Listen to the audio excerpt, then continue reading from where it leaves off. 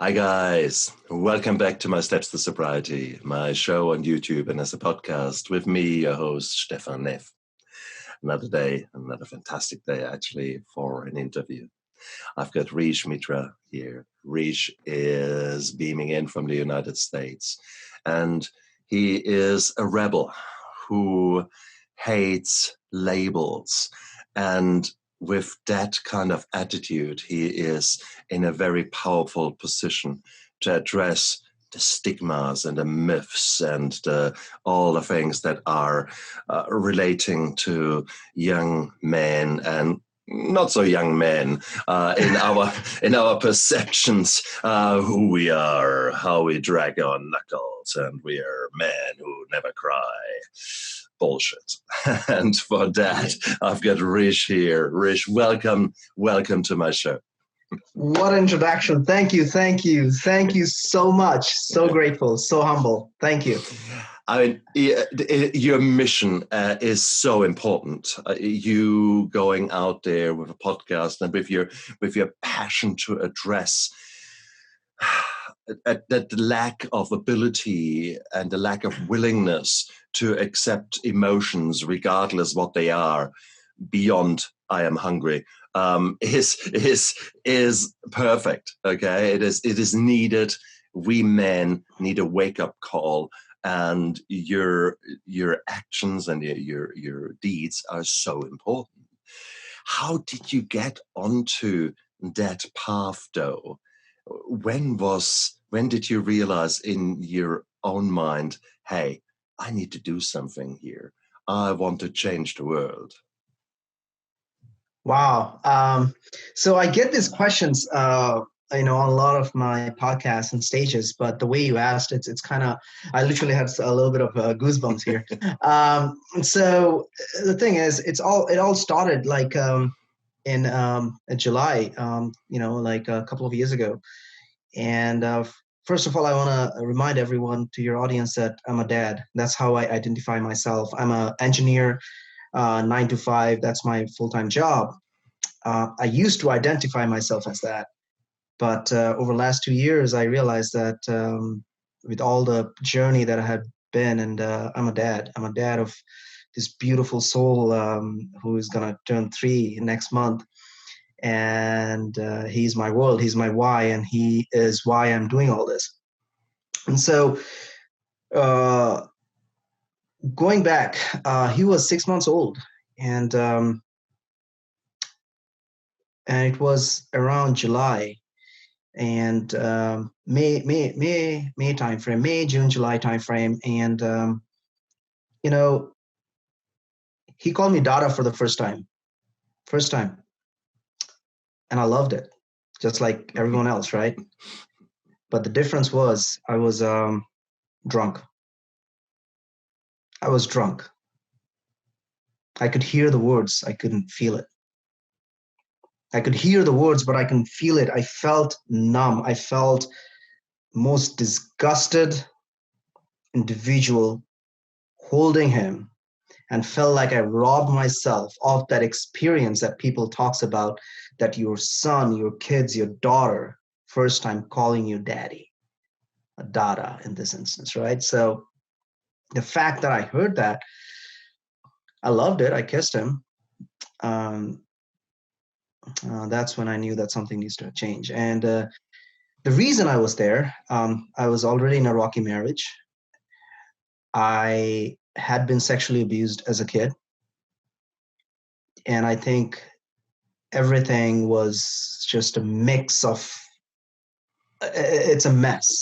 Because if we don't process our emotions and if we don't process our trauma, man, I mean, there just comes in like this ball and like holds it. And I tell you, it just blows up. One way or the other, it's going to come up. And it already happened a few months ago before that this happened, where I was changing him, and one day, and suddenly I had this weird like chest pain and everything. And I felt like I was having a heart attack, and I just kneeled down and I like, what is going on here? It took me a week to realize, talking to a therapist, that all my trauma of being sexually abused as a kid came up.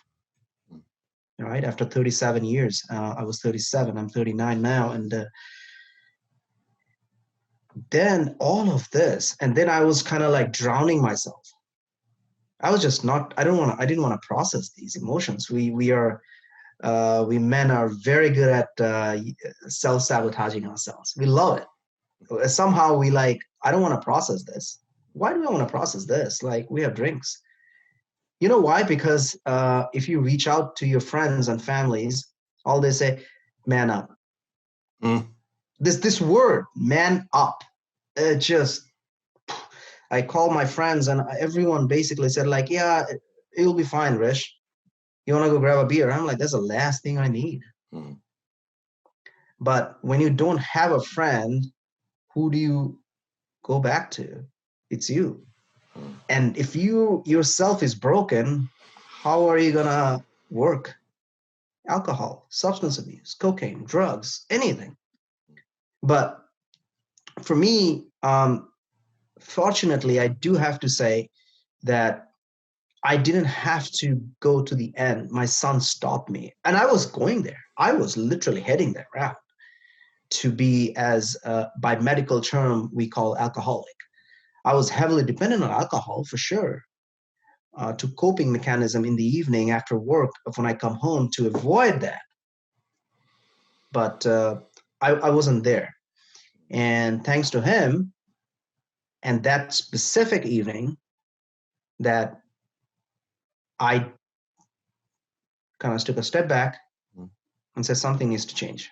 This cannot happen. Like, I just missed the biggest experience of my life. I heard it, I didn't feel it. So fast forward a few months, I started working on myself. I started going to the best way I could always do. I'd always been a fitness person, and I joined CrossFit, and I started working out in the evening. Those were my triggers. I realized where my triggers are. I would come home, I would have a problem. As I said, like, I already had a rocky marriage, and then that's a way I would reach for the bottle, right? And what I did is I started going to CrossFit in the evening. That when the trigger was. And then when you work out after that dopamine, I mean, geez, you don't feel like even grabbing a bottle. So you feel like, yes. But what happened is I started getting physically fit, right? Because you were constantly just putting all of those energies and negative just on those weights and everything. You're just killing yourself. And then come home and then you go to bed. Again, I was just literally, so those were the steps, stepping stones for me to stop what I was doing, like literally kind of disrupt that behavior that I was getting into. And then I realized one day that, I had the resources and I have the intellect not to do some stupid stuff. Like, I had suicidal thoughts. I had like a lot of stuff like, and those are such a stupid thought. Like, even when I was thinking like, this is how I will get attention. And these are so stupid thoughts, but no one teaches us. And one day I realized, like, I had the intellect. I have the resources to go to a counselor. There are people, there are dads, there are men who are going through this trauma and committing suicide and just going all the way in. There's no end in sight. And that's where the idea was born. I'm like, I'm going to do something, not sure what it is, to help men and dads who are going through this trauma and raise awareness. Like, hey, you know what? Like, I had gone through it. I am going through it. Let's help each other. Let's not be stuck in the stigma of man up and boys don't cry and don't throw like a girl. And we have created this society of these emotions, which are human emotions. And we have divided this as a gender-based emotions. Crying and anger and depression and sadness, these are human emotions. Why the hell are we talking about, no, boys don't need to cry? Why are we even saying it? It's 2020. And we have created the society and we are following the pattern and no one's talking about it. So that's how it all started. And now, fast forward 2 years, I'm a single dad. He's turning 3, and I launched the podcast. It's called Dads And Deadlifts. The reason I chose deadlifts, and again, there's a story behind it, is when I joined CrossFit, I used to be afraid of this workout, deadlifts, right? Like you basically lift how many pounds you want, put on the barbell, and you just lift. And I used to be dead afraid of it. And I would not go those days where that workout is programmed. One day I realized, like, the same thing, I am trying to better myself. The things we are avoiding the most, things we need to do the most. So I started going specifically when the deadlifts were done, and I started getting the proper posture, proper coaching, and I got better and better and better at it. And then when this podcast launched, I'm like, what better way to name my podcast Dads and Deadlifts? I'm a dad. That's how I got the inspiration to help others. And deadlifts was my anchor. Deadlifts would always be my anchor. I could see it like, if I had done that, I can do anything that I was not good at. Everyone has an anchor. Some goes for painting and running and writing and poetry and all that. Deadlifts was mine, and that's basically how the name came from. How cool is that? How cool is that? And I take my hat off. Wow, to have that insight and to recognize the sign that enough is enough. I don't know how many signs I would have had. They were all being drowned out or dealt with resentment. How often did my wife, after she got sober, how often did she try to get me sober? And in nice ways and not so nice ways. What did I do? I sabotaged myself. I sabotaged our relationship. I hid. I kept it all a secret. There's huge amounts of shame and guilt, all that. When I look back now, this is such a bizarre, bizarre world in which I was suffering. And there was a tremendous amount of suffering, but it took an admission to rehab and take me out of my environment and show me ways of how to address my pain and show me how to deal with, force me to deal with my emotions rather than try to avoid them and work extra hard at work, or maybe like you, going to the gym every hour of the day just in order not to drink, but you were still not really dealing with the emotions. And that's exactly that. So I needed to learn that. And I'm so grateful that I had the opportunity to actually be admitted to this hospital, which was one of the best times in my life. One of the most painful times in my life, no doubt about that. But what these guys had shown me is a path out of my misery. And this path is so powerful and so beautiful. No two ways around it. And obviously you were in the position that you could actually draw upon resources. So you were saying you had seen a counselor. So was that, how did that feel to actually go to a counselor, to a psychologist? Did you feel hurdled there yourself? Did you have to somehow twist your own arm to go there? I had been always a person very self-analytical. It's just like I was fortunate enough to have that sort of insight just growing up. And this, I'm not saying it's good or bad. I'm just saying that's just I had. And once you kind of know that, I'd always been a self-improvement nerd from very beginning. And that was not new. So that kind of already, I had that going for me. I have attended Tony Robbins seminar, and all that stuff, right? Like, so in that way, it was very easy for me to go and talk to someone finally. And so, no, I didn't have to struggle too much. And this is where I say I'm very fortunate. And at the same time, having said that, I also mention all the time, please remember, we all are different. Mm. We all have the way we grew up, the way we see things. And that doesn't mean someone is better than others. That doesn't mean someone is worse than other. We are all here trying to navigate this thing called life and going through this and figuring things out. And I just was fortunate enough that I had that insight, that I didn't have to go through the whole misery and through the whole thing. Who knows what I would have done? I don't know. And that's the kind of the gist of it, really.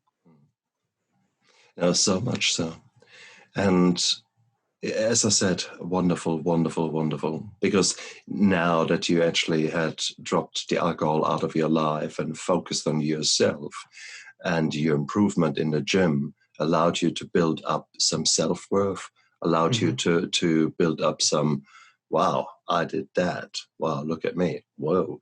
And that's something that we love. That is something you build up like an emotional bank account with yourself, where you actually give in. You not always withdraw. No, yes. So you're actually feeding a very healthy, beautiful person within yourself to become stronger, whilst the other person is still there, but you're starving him of what he needed, and that is actually a really powerful thing. So meanwhile, you're the not so nice Rish was sort of wilting away inside, whilst the other one was growing stronger. Right. And I think I do want to talk about this a little bit more in being very careful, because alcoholism is a problem, and no doubt about it. And the way I saw it is a little different than a lot of people. As you said, you were admitted into rehab, and this is really serious problem. And I was fortunate enough that I didn't have to go all the way through to figure out. So just to be very clear, I still drink nowadays. I mean, here and there, but the reason is now I know that I'm not dependent on anything. I have that control. That's one. Two is, when I started doing this, I call it micro wins. And I kind of started doing this. I'm every day, I don't need to do a big win. I don't need to attend. I can barely keep up. Let's just do one small thing. And that one small thing was enough. Just go to the gym, come home. I didn't drink today. Done. I wasn't looking for 5 years. I wasn't looking for 1 year. I wasn't looking for 10 years. I was looking for that specific day. What happened with that micro win, Stefan, we changed it, because slowly and slowly from that day, I started becoming, I want to just be present at this moment. So what happened, it started grounding me. It made me more present. And once you're present, man, that's the most beautiful thing. People talk about it, but once you live in it, then it's amazing. Yeah. And then you are making those conscious decisions moment by moment by moment by moment, and it starts stacking up. As you said, not so nice Rish start say, okay, I don't have any space here, right? So he's gone. Now, the way I do it now, I drink, I go out and social, but I know my trigger. So this is exactly what I do. When I get sad, when I'm depressed, when I'm angry, when I know there's stress in my work life, when I know that there are any sort of big load of emotions that's coming in my life, I make sure I do not touch any drinks. Because Perfect. That's when I know Perfect. The graph goes down. I associated that with, I want to celebrate with someone, let's have a toast. Done. But again, there's a limit, right? You just don't go give me the bottle, let's chug it. No. At 39, I'm past that. Plus, to be honest with you, I got to get up at 5:36 for that kid. My body is dude, what are you doing? What did you do that? Exactly. So that's why I said, who knows what I would have done if I wouldn't have been a dad. And that's been a blessing for sure. And sometimes blessings come in this case, very cute disguises. And sometimes you need that moment in your life that brings you clarity and shows you where you really want to go. And you are but you need to see that you're on the crossroads. Many of us are, but we're still running around with blinkers and we don't really want to see where we are. And then when we actually recognize that we are there, then some of us still don't want to actually jump off the fence and want to go one way or the other, because whilst it is painful where they are, they know the devil they know. So yeah, it's hard. And I say this all the time, Stefan, like my biggest blessing came from my biggest mistakes. You know? and that's actually true. May I go a little bit back? You were saying that you were not bad enough to go to a rehab hospital. May I rephrase that and say, what a shame! What a shame that you didn't go. I didn't go. What a lost opportunity it was, because I have never learned so much about myself in such a short condensed time of 4 weeks. And if those people out there are afraid of seeking help and know that it's very hard in their environment to make the necessary changes, then to be taken out of their maybe toxic environment and being placed in a safe place where there is a big bubble and where they do no longer need to chase the money, need to chase this, need to deal with that, but they're actually taken out of it.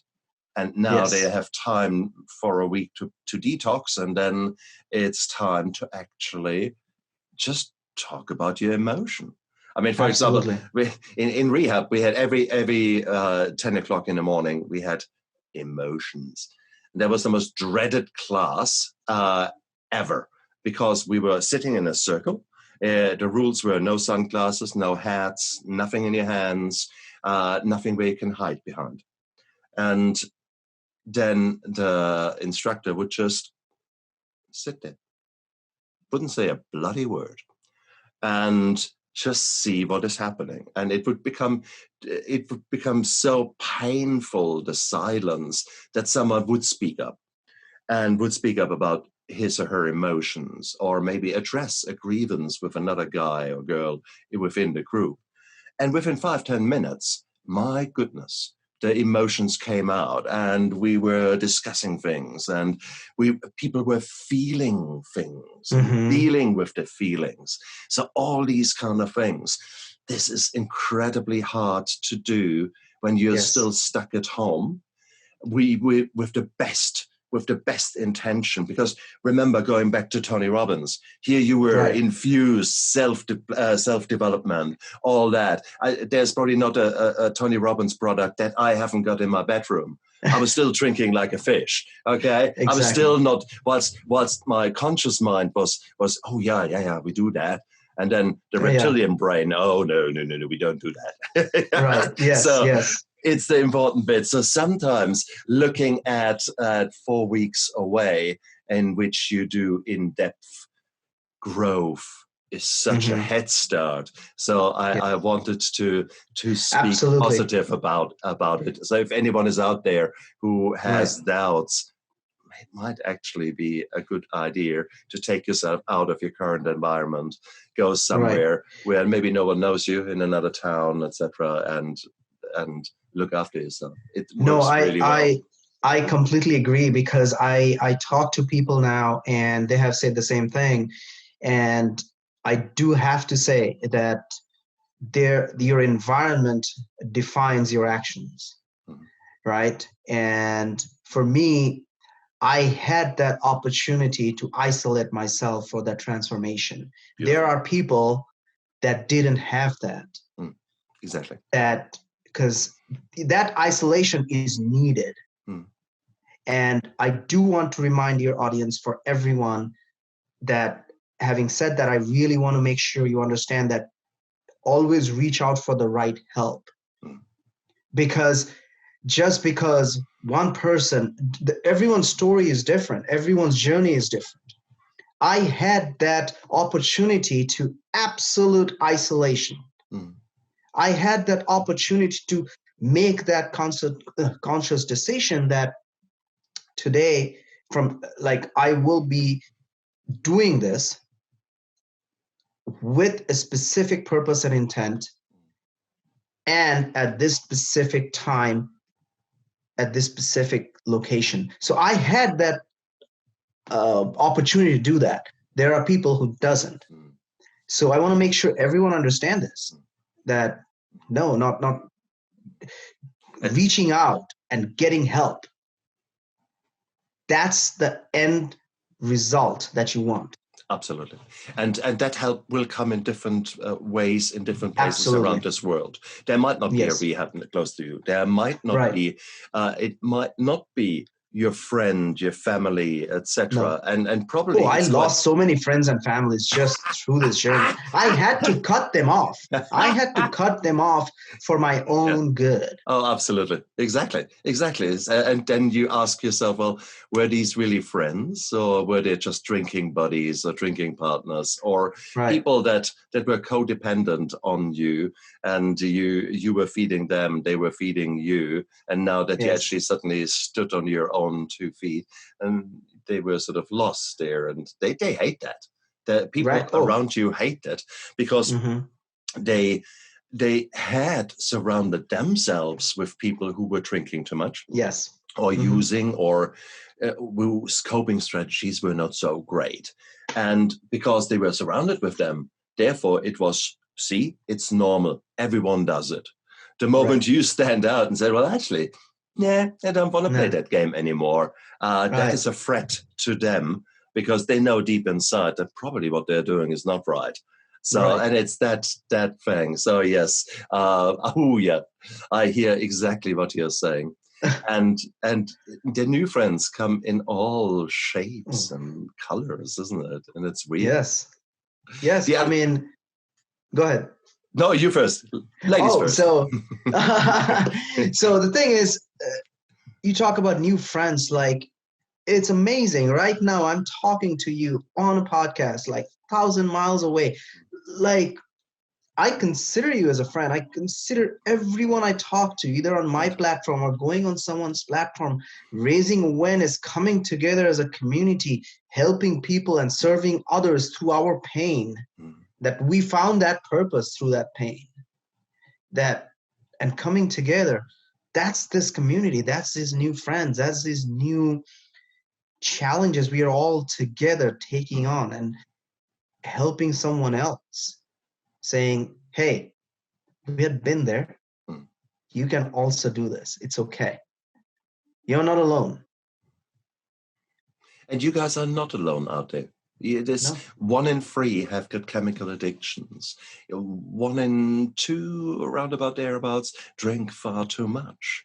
And guess what? 95% of those who drink far too much are utterly convinced that there's nothing wrong with them. So denial is actually a key part of being an alcoholic. Or if you don't like the word alcoholic, that maybe you feel that you're not quite addicted, a gray zone drinker, however you want to feel it. The sheer fact that you're thinking that you're in the gray zone means probably that you're drinking too much. Okay, so let's not be pulling the wool over our eyes here. You need to recognize first that you're in trouble. And may I say, the sheer fact that you're listening to that podcast, the sheer fact that you've tuned into that YouTube channel, there might be something there, okay? just believe me, friend, believe me.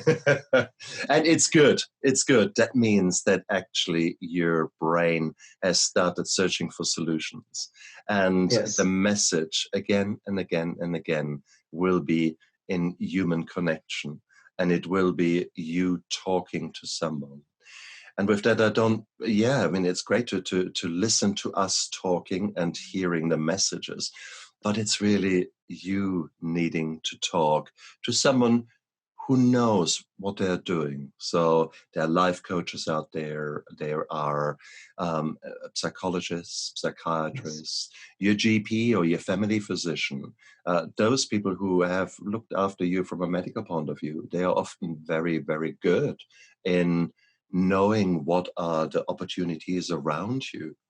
And often enough, it's really important to rule out first some things that might have developed within your body, like different vitamin deficiencies, or that your thyroid is no longer working so well, things like that, Right. which then actually manifest themselves as depression, as low mood, Right. etc. So there are things that your GP can help you with. They will help you with a detox when you have been drinking quite a lot. Then you probably need special vitamins, etc., that you have literally stripped yourself bare of with using the alcohol. So a doctor is often quite a good starting point, and because he or she can then guide you what resources are available. Because sometimes it's a bit hard to know what is directly around you because you have never looked at it. Yeah. So number one. Number two is, I mean, there are so many beautiful resources that now are available via Zoom and via the internet. Things like the AA meetings, and there are secular AA meetings. There are AA meetings for LGBT. There's, I mean, whatever niche you fall in or you associate yourself with, you can find either an AA meeting or Smart Recovery or Women in Recovery, Life Ring. There are so many places out there where people come together that have been in trouble, that have drunken far too much, and now have learned to sort their head out and have developed cool new coping strategies to deal with the negative emotions. Exactly as you were saying it, Rish. It is this the negative emotions, they are there. You can't just drink them away. These critters can swim, okay? They don't drown them. As is, I tried. And no, this is, you can look we at all tried, yes. And you can look at however many bottles on the bottom. No, there is no solution for your problems. Rather, if you actually move that bottle out of sight and actually look in the mirror and then ask the universe or ask God or whatever, ask the right questions. How do I get to where I want to be? And this will change, obviously, over your course of recovery. But how do I get there? Not why me, or poor me, right. poor me, another one. No, it is, okay, shit has happened. Right. How do I get out of it? And that's where probably people like us come in, because here you are on your show, Rish. You're talking specifically about these things from a man's point of view and dad's point of view. So that's fantastic. Now, some girls might say, well, that's clearly not my thing. Well, guess what? For you girls, there are so many other shows out there. So you can't really say nowadays, there is no one out there to help me. There is, people fall over themselves if they knew that you are in trouble. Yeah. The key thing, though, is you need to realize that yourself, and then you need to tear down a little bit the masks in front of you and actually show the true you, and have the balls to say, to have the balls to be a man, to speak up and say, I'm not okay. That's a real man. That's a real leader. That's a real someone we look up to. That is, you hiding your problems and trying to drown them, that makes you weak. That is not a man, if we want to talk in stereotypes. So no, it is, you have got, there's so much help out there. Please, please, please, please, please. Believe me, just if you're in trouble, just pick up that phone. There are helplines out there, especially if there are some really dodgy thoughts coming into your head. It's not worthwhile. They are better off without me. All that. Yes. 1 in 10 people will have suicidal thoughts at some stage in their life. It's actually not so uncommon. Yeah. By no means does it mean that they are right, these thoughts, that they make sense. This is just there's just some garbage boiling up on top. And it is, yeah. What I want to say is there is help out there, guys. Yes. No, Rish, it's wow. Rish, tell me. I'm gonna add that to that what you said. It's absolutely everything you said. Like, I'm gonna add one more thing to that. It's just not negative emotions, guys. Whoever is listening, you need to realize something that you also need to be aware of, and this is exactly I kind of like talk about like breaking the stigma. The society have created this. You see all these advertisements. You see all this. The magazine cover is like a real man, like with a suit and tie and holding a glass.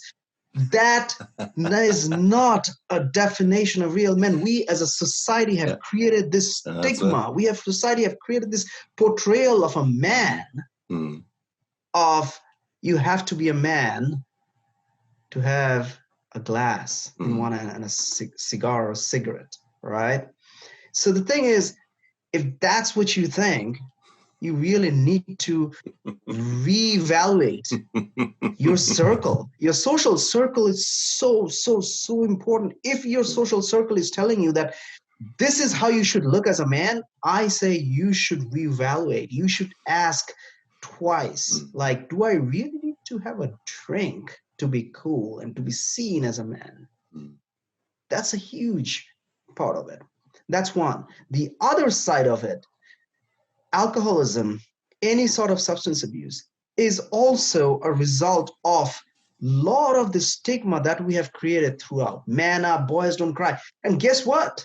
We are teaching our young generation, we're teaching our next generation to bottle up all the emotions. We cannot say it to anyone.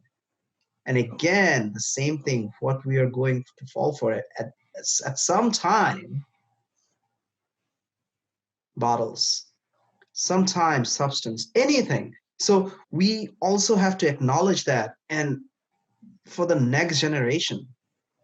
And it's just not for men. I talk about men because, man, women, you guys are so ahead of us in that way. You guys can talk. You guys can actually express your emotions. Yep.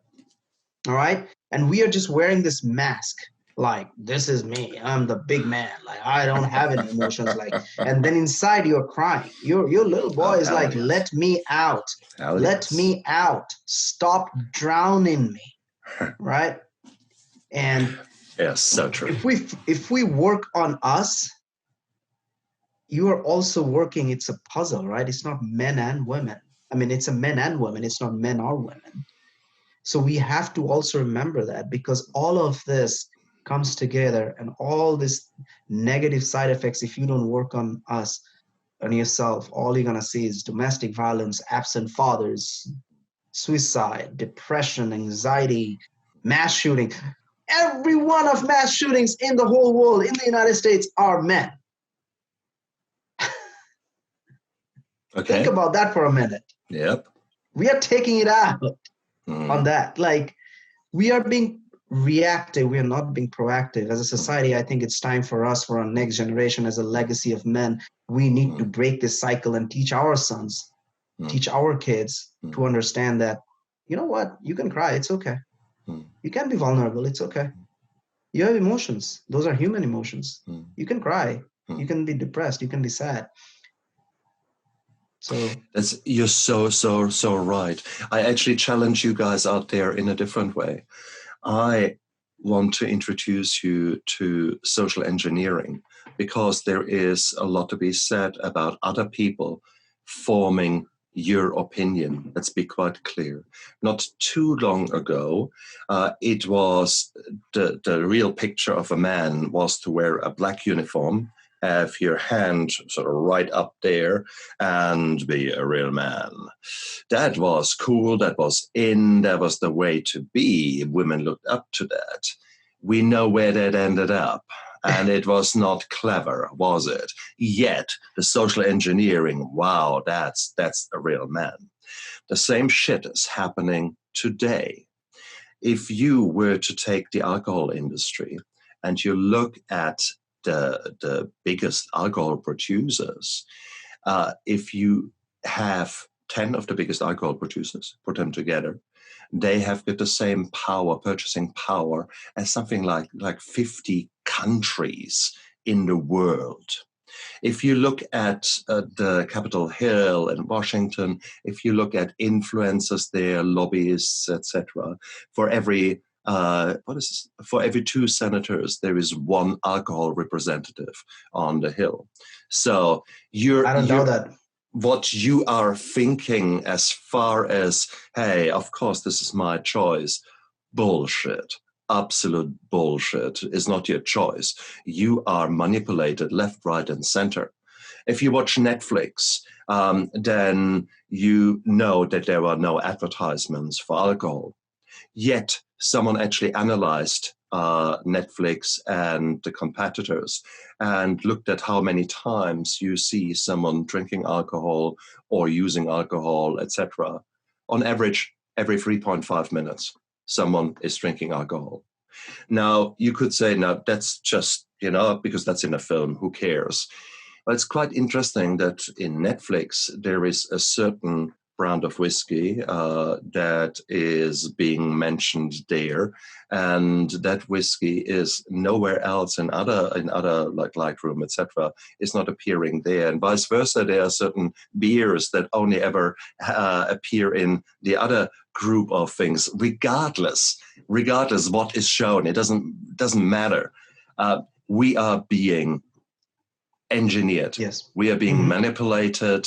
It is virtually impossible to avoid the subliminal messaging that you get fed in. These are people who want to make money out of you. They don't give a fuck if you're sick or not. And it is constantly there, constant. Be aware of that. Be aware of that.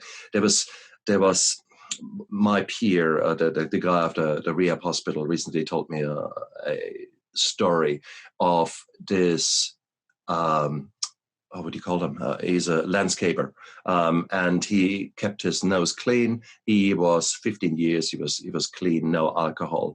And this particular job let him pass that one bottle shop again and again and again. So for a week, 10 days, he drove to that one job, to do the landscaping, and came home. And at one day he stopped and went in there and bought himself a bottle after 15 years.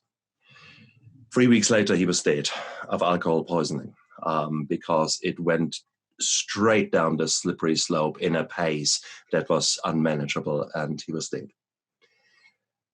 That is the power, because you see these subliminal messages. How many bottle shops are there?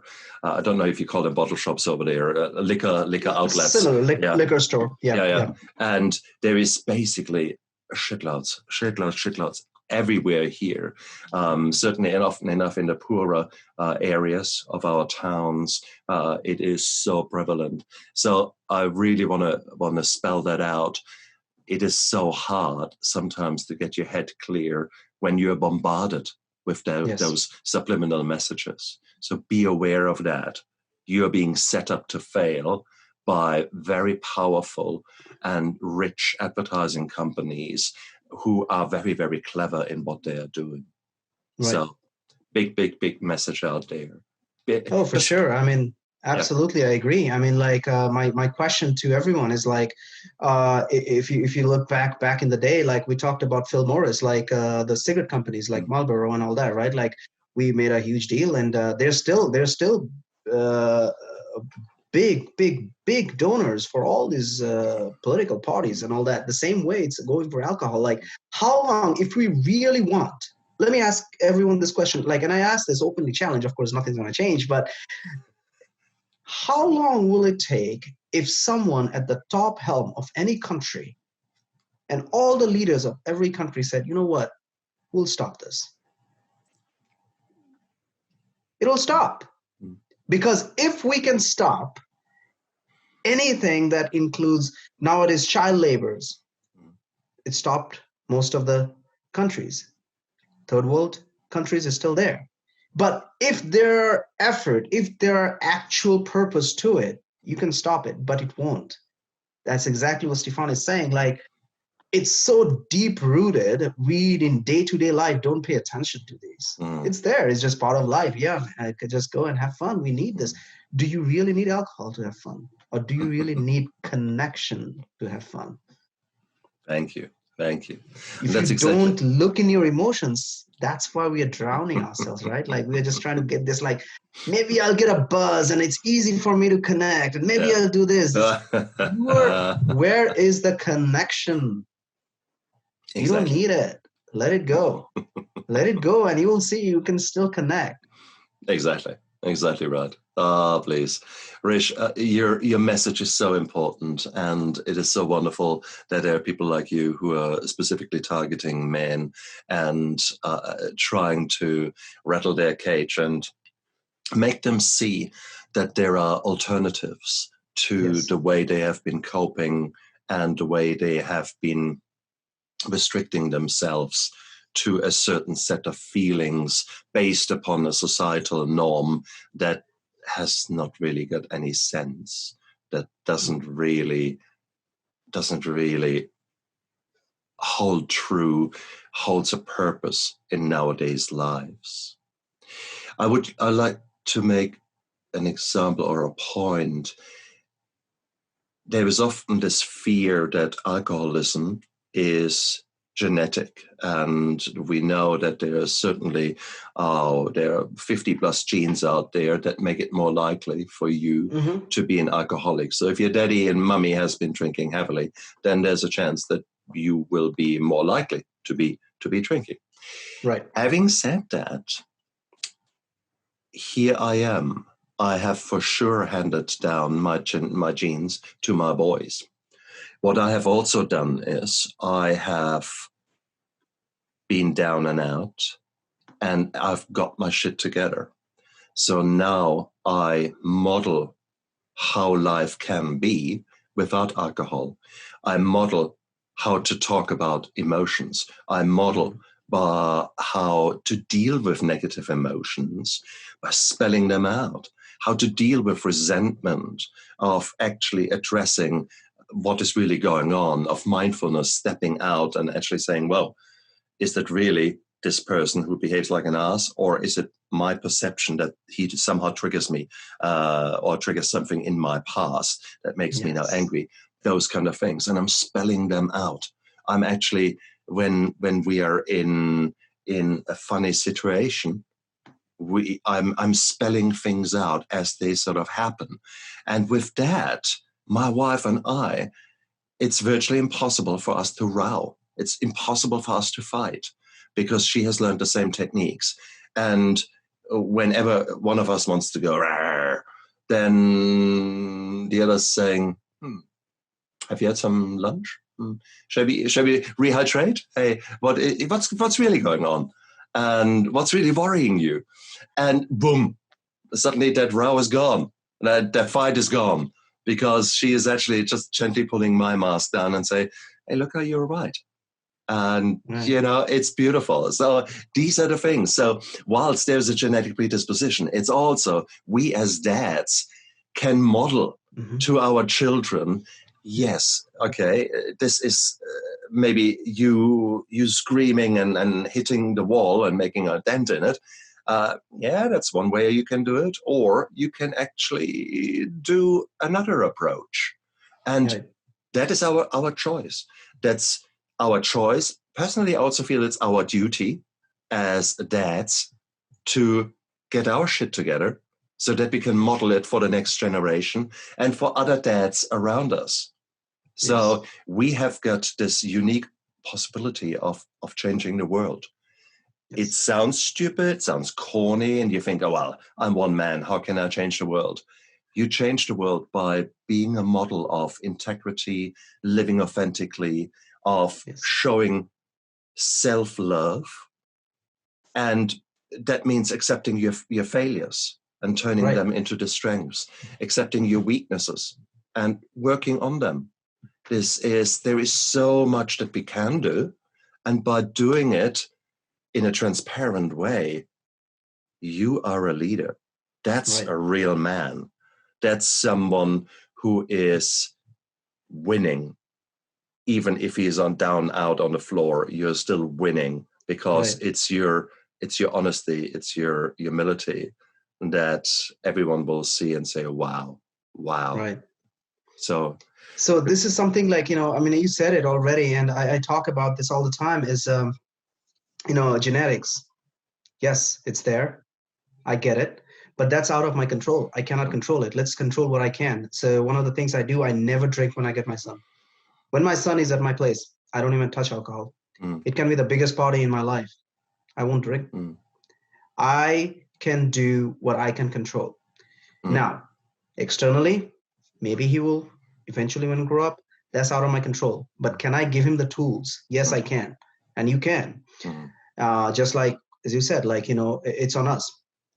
And one of the biggest thing I also talk about for the dads, especially for men, that our kids, don't tell them to be happy, be happy. Don't tell them to be fit, be fit. Don't tell them to listen, right? So take the action. Your actions, they're really following you. Kids are very observant. Oh, yeah. They're following you, like what you're doing. Yeah. So don't just tell them to do something and you're not doing it. Then you're really not a role model. You're just there, and you're adding to their confusion. So take that control, what you have. There are things that you cannot control. For example, COVID. You cannot control COVID. Like, okay, fine, whatever the thing is happening, you cannot control it. But all you can control is your actions, everyday, repetitive actions and consistency. And that's all they need. They can see you and like, oh, okay, sure. And then when they grow up, and they might come and ask you something, because one of my friends were having this. It was like, hold on a minute, how long would you gonna continue this?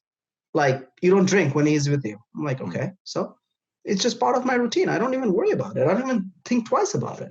He comes to my place, no matter what. I mean, by the way, I don't drink at home. Like I unless it's like gathering, right? Social gathering. I'm like, why?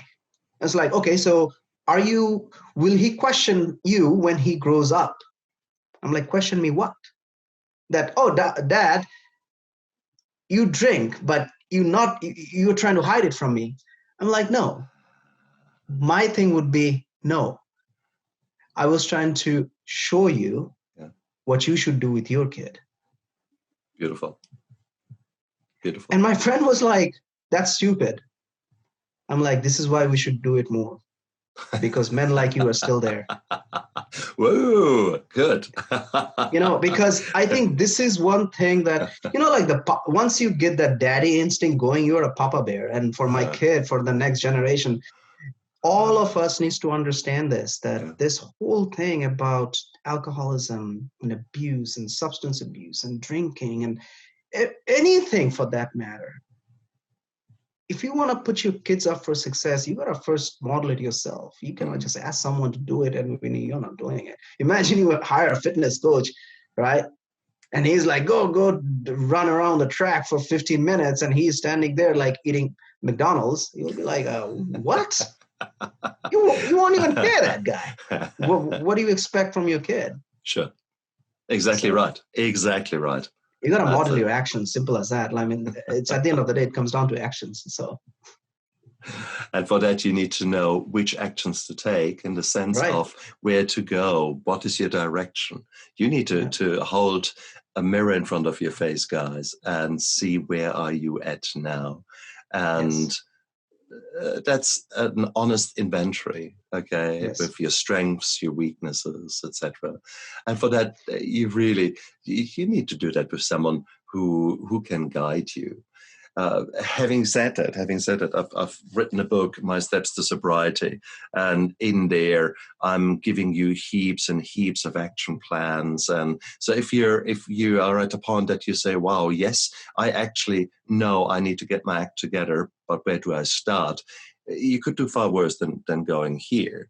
And we are soon this month, we're coming out with a workbook that goes along with that, so that you actually can literally work through a series of 100 plus exercises in which my questions help you explore yourself, and the answers that you put down on paper will then be such a powerful head start when you then explore them with a psychologist, with a health coach, a life coach, things like that. Or with your sponsor, if you decide to go through an AA system, it is you are miles ahead of the other competitors who are only just starting out, who haven't even started scratching on the surface. You already done some of the work, and that is the beautiful thing, because it is work that you need to do. You need to work on yourself. I like the mini wins that you call them. I call them micro habits. Same thing. You need to do those little bits. And every day, every second gives you the choice. And celebrate. I mean, I cannot stress it enough. People are like, yes, I did this. I'm like, okay, so why are you so serious if you just did this? Like, celebrate, man. And people are like, why are you so happy? I'm like, why shouldn't we be happy? Exactly. Like, seriously. Like, come on. Exactly. Are you like, as Tony Robbins said, like, you listen to Tony Robbins, and I really hold that to me. Like, I tell my son, that's his morning routine. He's 3 years old. He wakes up. I said, like, put your hand on your heart. Say, thank you, heart. Because you woke up today, dude. Be happy. There are people who didn't get to see today. So true. What are you complaining about? So true. So true. So, Rish, you're a great guy. I love to see a passion. I love to see a mission. And it's so important that we get your message out there, because every man needs to hear that. And actually, no, everyone, no exceptions. We need to rattle the cages of those around us and say, hey, really? Is that really how you want to model yourself? And I could not agree more. Rish, if people want to know more about you, how can they find you? Where do you hang out? I hang out on social media for sure, and my podcast on iTunes and Spotify, every major platform. It's called Dads And Deadlifts. And season 2 is coming. I have 16 episodes on season 1, and I'm starting my season 2 next week. And my social media on Facebook and Instagram, again, Dads And Deadlifts. And I'm working on my website. My book's coming out next year, Man Up, Redefine the Word. And I just got certification as of today, right before I joined your podcast, that my foundation, Dads and Deadlifts Foundation, had been accepted. So it's legal. And there will be a lot of events, a lot of work in progress for young boys and young men, and work with them and show them that there are positive things that you can look for, except just going for something that is not going to help you in real life, in long term. Oh, beautiful. Beautiful. I'm so pleased for you. And guys, look down there in the description of the podcast and of the YouTube video, because I will have Davis the links to Rish, so you can reach out to him and have a little bit of a closer look what he is doing for a man. But you don't have to be a man to learn from these messages. No. Sometimes women's heads are not screwed on so well either. Yes, you girls don't want to know about that, but it is. And whilst you are more willing to talk about it, it's the same issues. There's still these myths, these taboos, these disbeliefs. There's so much going on in all of our heads that's holding us back. And if you can just get that little bit of an insight to actually say, now I understand why I respond like that, etc. What a breakthrough.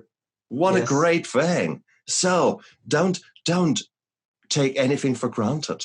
Accept where you are right now as a starting position, regardless how far you have come. And think, well, where can I go from here?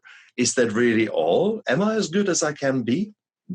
Or is there maybe a new path that is waiting for you to develop yourself, and you become stronger, happier, more beautiful, more magnificent in your own life. So where you run around with a smile that's in its own way intoxicating, and you spread the light to others. How cool is that? So Yes. now go out there, guys, and make this life worthwhile living. And if it's worthwhile living, it's worthwhile recording, write things down, and who knows, maybe you become a co-author with me or with Rish, and who knows? Let's make this a better world. Who says we can't? Here we are. And come on, so let's do it. Let's do it. Exactly. And I'm gonna end this with one thing, guys. Whoever is listening, again, as Stefan said, and I say in my podcast and everywhere, like, you are not alone. And in another way, I also say, people who like to self-pity and think like, oh, poor me, you're not special, dude. We all have been there. No one's special. Okay, just so you know. You are not the only one who is going through this. There are people who went through this, and there are people who is out there for you, rooting for you. And please reach out. Have that one person, whoever you feel like, that can challenge you, have them on your speed dial and call them up. Like, tell me one reason why I don't suck, because I need it today. Right? Tell me one reason why I don't suck. I love it. Just remember that reach out. That's all we can say. Reach out. There are helps out there. The podcasts, the books, everything. There are resources. We have no excuses. We cannot hide behind any excuses anymore. So please remember that. We all are here for you guys. Please reach out. And remember, again, you are not alone. I couldn't have said it better, Rish. Rish, thank you so much for coming onto my show. It was a great discussion. Great. It's always so nice to see someone with a passion, and it reinforces for me that I'm not an imposter, that I'm not all these little voices there. Why are you doing that? Who do you think you are? When I see you, when I see what passion comes out of me in response to your passion, bloody hell, as life. That's pure life. So absolutely, thank you very much, Rish. And thank you for having me. Appreciate it. Absolute pleasure. And you guys out there, look after yourself. Make this day a day to remember by making those little micro wins, by making those little the mini wins, the micro habits that you want to change and introduce. Have fun and look after yourself. Bye. Thank you guys for listening. Thanks, Stefan, for having me. And remember to breathe, and breathe.